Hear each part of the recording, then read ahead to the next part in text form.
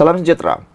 Kebebasan media Malaysia di kedudukan 107 jauh lebih baik berbanding zaman Perikatan Nasional. Sekarang ini walau menggunakan isu kebebasan media ini kononnya untuk menyerang kerajaan, tapi mereka lupa 2 tahun yang lepas Perikatan Nasional pula pun lebih teruk daripada yang sekarang ini. Malaysia berada di kedudukan 107 dalam indeks kebebasan media yang dikendalikan wartawan tanpa sempadan RSF Paris. Angka itu menyaksikan kedudukan Malaysia jatuh 34 tangga berbanding di tempat 73 tahun lepas. Namun, angka itu masih lagi tidak melepasi kedudukan terburuk yang pernah dicatat Malaysia pada tahun 2021 dan 2022. Tempoh itu merupakan pentadbiran Perikatan Nasional yang menyaksikan indeks kebebasan media berada di kedudukan 119 dan 113. Indeks itu kemudian memulih pada tahun 2023 dalam tempoh setahun selepas Perdana Menteri Anwar Ibrahim meneraju Putrajaya. Antara hal yang memburukkan indeks negara sewaktu pentadbiran Perikatan Nasional ialah penubuhan Jabatan Hal Ehwal Khas Jasa yang sebelum ini bertindak sebagai unit propaganda. Perikatan Nasional ketika itu memperuntukkan 85.5 juta ringgit untuk menghidupkan semula jabatan itu, namun tidak berjaya menaikkan indeks kebebasan media. Pakatan Harapan ketika pentadbiran bersama Tun Dr. Mahathir Mohamad berjaya memulihkan indeks tersebut dengan merekod kedudukan di tangga 123 pada tahun 2019 dan bertambah baik pada tahun 2020 di kedudukan 101. Namun indeks tersebut jatuh merudum selepas pentadbiran dirampas Perikatan Nasional melalui langkah Sheraton. Langkah Sheraton membabitkan sebahagian besar pemimpin Bersatu dan PKR yang melompat untuk bekerjasama dengan Barisan Nasional serta PAS. Kali ini pada tahun 2024, indeks jatuh 34 tangga yang didakwa berpunca daripada tindakan kerajaan menyekat laman berita yang mengkritik kerajaan. Sekatan itu antaranya melibatkan utusan TV yang digerakkan oleh bekas kaki tangan utusan Melayu Malaysia serta Malaysia Now. Malaysia kini berada di kelompok negara seperti Maldives 106 dan Burundi 108. Kedudukan bagi negara-negara lain di Asia Tenggara seperti berikut. Indonesia 111, Brunei 117, Singapura 126, Filipina 134, Kamboja 151, Laos 153, Myanmar 171 dan Vietnam 174.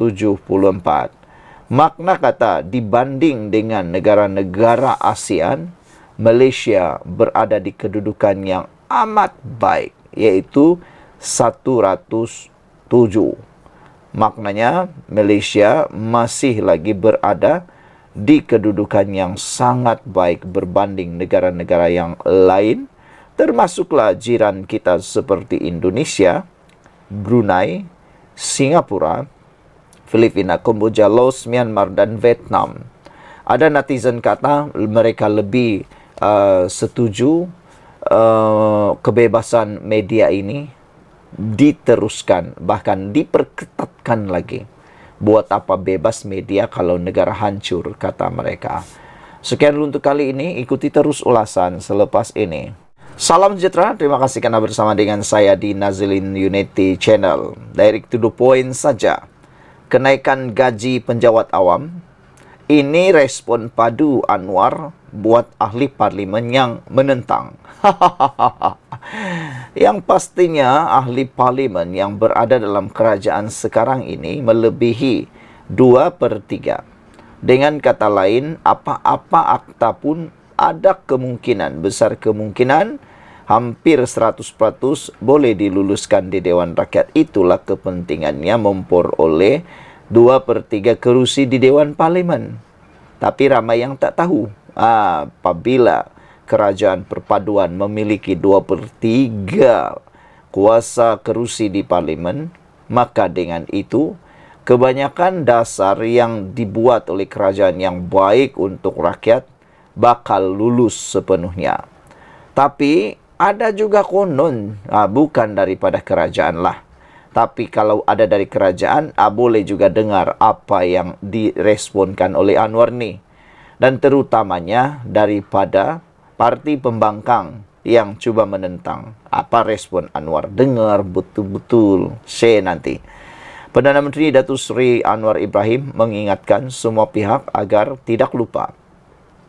Siapa yang berhempas pulas memastikan negara kekal aman jika bukan kerana usaha penjawat awam di negara ini? Memberi contoh, anggota beruniform seperti Jabatan Bomba dan Penyelamat Malaysia JBPM, selain polis dan tentera dalam konteks itu, Anwar berkata peranan dimainkan mereka itu tidak sewajarnya dilupakan. Saya ingin ingatkan bukan sahaja kepada pasukan keselamatan dan beruniform, tetapi kepada masyarakat umumnya yang kadang-kadang berleter, mengeluh dan pertikai beberapa keputusan bila kita hendak berikan tambahan upah, gaji dan pengiktirafan kepada perkhidmatan dan penjawat awam, khususnya dalam keadaan ekonomi sekarang, kata Anwar. Dia lupa negara ini aman, selamat daripada kebakaran, selamat daripada tanah runtuh, semuanya kerana perkhidmatan dan pengorbanan JBPM. Kita lupa negara ini aman, selamat kerana yang mengawal itu tentera, polis, bomba, katanya ketika berucap merasmikan sambutan Hari Anggota Bomba Sedunia 2024 peringkat kebangsaan hari ini. Anwar yang juga Menteri Kewangan berkata pembangunan ekonomi dan pengiktirafan negara luar yang membuat pelaburan di negara ini tidak akan dapat diperoleh jika negara tidak aman. Ini termasuklah pelaburan 10.5 bilion yang diumumkan sendiri oleh Microsoft 2 hari lalu, kata Anwar. Anwar dalam pada itu mengulangi gesaan agar rakyat menolak pemimpin khususnya daripada kalangan ahli parlimen yang mengkritik, bahkan menentang keputusan kerajaan menaikkan gaji penjawat awam tanpa alasan munasabah. Saya tahu ada yang mengkritik daripada kalangan ahli parlimen yang menyatakan mungkin kenaikan itu tidak akan diluluskan menerusi persidangan parlimen. Saya nak tengok muka mana yang nak menentang kenaikan allowance dan gaji perkhidmatan awam, kata Anwar. Nah, kami rakyat di Malaysia, di seluruh Malaysia ini pun nak lihat jugalah siapa atau nak tengok muka ahli parlimen yang menentang kenaikan allowance dan gaji perkhidmatan awam ini. Kami nak tengok siapa ahli parlimen itu. Kalau ada orang yang berani menentang ini tanpa alasan munasabah, kita humbankan mereka dalam pilihan raya akan datang. Yang kita lakukan ini, kenaikan walaupun ekonominya tidak begitu baik, tetapi sekarang sedang berkembang. Ekonomi malap kadang-kadang adalah kerana pemimpin menyakau, hutang berlonggok-longgok, kontrak yang patut 200 juta jadi 250 juta ringgit. Jadi pasal apa nak bebankan keluarga bomba? Itu masalah yang saya warisi dan saya kena selesaikan, kata Anwar. Kata Perdana Menteri lagi, kadar lebih 13% peningkatan gaji penjawat awam yang diumumkan sebelum ini hanya secara menyeluruh. Namun peningkatannya akan menyaksikan kadar yang lebih daripada itu, mencecah 30% kenaikan bagi mengurangkan jurang gaji antara pegawai serta kaki tangan peringkat bawah. Sekian dulu untuk kali ini. Jangan lupa tinggalkan komen anda. Sila tekan butang subscribe. Kita jumpa lagi. Bye-bye. Keceluparan mulut Sanusi yang melibatkan Sultan Selangor. Sebelum ini mungkin punca Dewan Tempahan dibatalkan. Kecoh di media sosial, di TikTok, di YouTube, di Facebook, di Instagram, di X menyatakan tentang perkara ini. Sehingga netizen membalas dengan mengata, mereka kata sudah lama orang Melayu mengajar tentang kerana mulut badan binasa. Ataupun kerana nilai setitik rosak susu sebelanga. Jadi apa yang berlaku terhadap Sanusi pada waktu ini mungkin boleh menjadi teladan pada orang ramai supaya lebih berhati-hati menggunakan mulut, lidah dan kata-kata.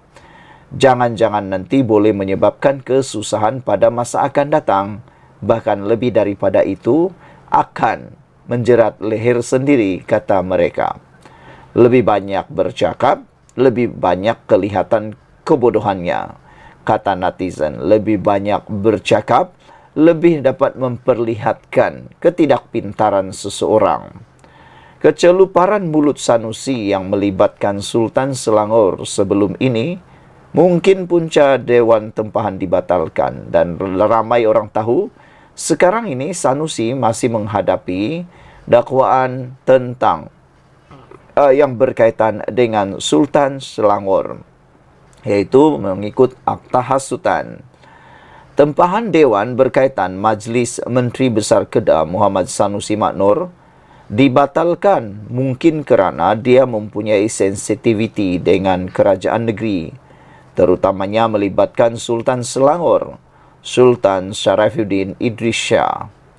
Menteri Besar Selangor Amiruddin Syari bagaimanapun menjelaskan, dia tidak terlibat dengan keputusan pembatalan tempahan Dewan untuk Majlis Himpunan Anak Kedah di negeri itu seperti didakwa Sanusi. Dewan itu milik anak syarikat kerajaan negeri. Menyedari bahawa tokoh seperti Sanusi ini ada sensitiviti dengan kerajaan negeri, terutama dengan Sultan Selangor yang masih ada tergantung kesnya. Katanya pada pemberita pada sidang media di bangunan Wisma Dewan Negeri Selangor hari ini. Sanusi berdepan dua pertuduhan menghasut berhubung isu pelantikan Menteri Besar Selangor dan penubuhan kerajaan perpaduan dalam satu ceramah politik. Mahkamah Tinggi Shah Alam menetapkan 22, 23, 26 dan 29 dan 30 Julai ini serta 5, 6, 9, 12 dan 13 Ogos ini untuk perbicaraan tersebut. Mengikut kedua-dua pertuduhan, Sanusi didakwa telah melakukan perbuatan yang mempunyai kecenderungan menghasut dan menyebut perkataan yang mempunyai kecenderungan untuk membangkitkan perasaan tidak setia terhadap mana-mana raja. Dua pertuduhan yang dikenakan ke atas Sanusi adalah mengikut Seksyen 4 dalam kurungan 1 kurungan B Akta Hasutan 1948 yang boleh dihukum, mengikut Seksyen 4 dalam kurungan 1 Akta sama, iaitu denda sehingga RM5,000 atau penjara maksimum 3 tahun atau kedua-duanya. Dalam perkembangan berkaitan, Menteri Besar Selangor menjelaskan semasa urusan tempahan dan pembatalan Dewan berlaku, dia berada di Jerman bagi lawatan kerja kerajaan negeri. Pihak terbabit pemilik Dewan mungkin mengambil keputusan memulangkan deposit. Saya kena rujuk balik sebab saya tidak tanya kenapa, kata beliau. Saya tidak sebab saya tidak mendapat kontak daripada sesiapa. Tahu-tahu sudah ditempah dan tahu-tahu dibatalkan, kata beliau. Kebetulan masa itu saya tiada di sini di Selangor. Saya ada di Jerman urusan lawatan kerja, kata Amiruddin. Sanusi ketika berceramah untuk kempen Perikatan Nasional di Batangkali pada 1 Mei lalu mendakwa pembatalan Dewan itu kerana poster Majlis Anak Kedah memaparkan wajahnya. Sanusi berkata pemilik premis telah memulangkan duit deposit penganjur Majlis Anak Kedah di Selangor itu. Oleh kerana Dewan itu digunakan oleh Anak Kedah dan poster dia pula poster Sanusi, dipulangkan duit deposit. Selangor teruk betul Selangor, bagi balik oi duit deposit, kata Sanusi yang juga adun January. Sekian dulu untuk kali ini. Jangan lupa tinggalkan komen Anda. Ikuti terus ulasan selepas ini. Selamat petang, salam sejahtera. Terima kasih karena bersama dengan saya di Nazilin Unity Channel. Ini pendedahan paling menarik dipetik daripada myqmu.net yang kita terima, yang kita dapatkan, maklumat sumber yang kita dapat daripada mykmu.net amat menarik perhatian kita. Bahkan lebih daripada menarik perhatian, ianya amat panas. Saudara-saudara sekalian, mana kan tidak panasnya? Bayangkan saja dengan tajuk luar biasa ini, gagal hasut rakyat, kempen Perikatan Nasional di PRK Kuala Kubu baru dijangka makin menggila. Nah, saudara-saudara sekalian, kempen Perikatan Nasional PN di PRK Dun Kuala Kubu Baru akan semakin menggila. Kerana serangan disasarkan mereka kepada kerajaan perpaduan tidak berhasil, dakwa Amiruddin Syari. Pengerusi Pakatan Harapan PH Selangor berkata, kempen pembangkang juga seperti berubah-ubah serta cuba memainkan sentimen membangkitkan kemarahan rakyat tanpa bukti dan fakta. Kalau jadi pembangkang tetapi bukan nak bangkang semua benda, lihat semua penamaan semasa sebelum penamaan calon. Kemudian selepas penamaan calon, kempen PN melompat-lompat. Agaknya suka lompat parti, kata beliau. Mula-mula kata nak tukar kerajaan, kemudian nada berubah. Kata ekonomi Selangor dizalimi kerana keluarkan belanjawan defisit. Dia main sentimen tak guna data, katanya dalam ceramah mega perpaduan di Bandar Utama Batangkali malam ini. Menteri Besar Selangor itu berkata, sebaliknya kerajaan perpaduan tampil dengan kempen berbeza, yaitu tawaran dan perancangan untuk pengundi Kuala Kubu Baru. Jangkaan saya selepas mereka gagal, mereka akan makin menggila. Sebab apa? Sebab mereka terpaksa menggila. Mereka tak boleh move on daripada kesilapan mereka lakukan. Mereka lah yang bertanggung jawab mencipta ketidakstabilan politik. Bila kita pulih pelaburan masuk, kalau kestabilan ditunjuk ini, kita boleh bentang dasar perubahan tenaga, dasar baru perindustrian besar, dapat menarik pelaburan semikonduktor. Mereka tiada benda lain, terpaksa adakan alasan, katanya. Katanya lagi, malah Perikatan Nasional juga ibarat gila talak apabila menyerang pihak mengadakan kerjasama dengan DAP seperti UMNO dan Pakatan Harapan PH. Barisan Nasional dah 2 tahun bersama DAP, tidak ada masalah pun. Perikatan Nasional hala tuju tak tetap, nak pergi mana tak tahu. Dia tahu ambil kesempatan, curi orang sini nak bentuk kerajaan. Itu timbulkan ketidakstabilan, hasilkan negara tak makmur dan wujudkan krisis. Sedangkan kita 18 parti bergabung untuk pastikan kestabilan kekal. Orang boleh buat kerja, bekalan pulih, ekonomi kita tarik. Inilah masa depan rakyat sekarang, katanya. Dalam majlis yang sama juga, Presiden Amanah Muhammad Sabu berkata, kenaikan gaji penjawat awam yang diumumkan Perdana Menteri Anwar Ibrahim bukti kejayaan kerajaan dalam tempoh 2 tahun memerintah. Katanya lagi, banyak lagi pengumuman, lebih banyak pengumuman akan dibuat pentadbiran kerajaan yang berbaki lebih 3 tahun lagi. Ini kejayaan awal, kejayaan lain akan mendatang. 3,5 tahun menjelang pilihan raya kita akan umum, kejayaan dari semasa ke semasa demi faedah rakyat, katanya lagi. Saudara-saudara sekalian, amat menarik pendedahan kali ini kerana gagal hasut rakyat, kempen Perikatan Nasional di PRK Kuala Kubu Baru dijangka akan makin menggila. Tiada peluang, musnah harapan, tiada peluang lagi untuk Perikatan Nasional mahu merebut kerusi KKB ini. Hal ini kerana telah diterangkan sebentar tadi. Ikuti terus ulasan selepas ini yang lebih menarik lagi.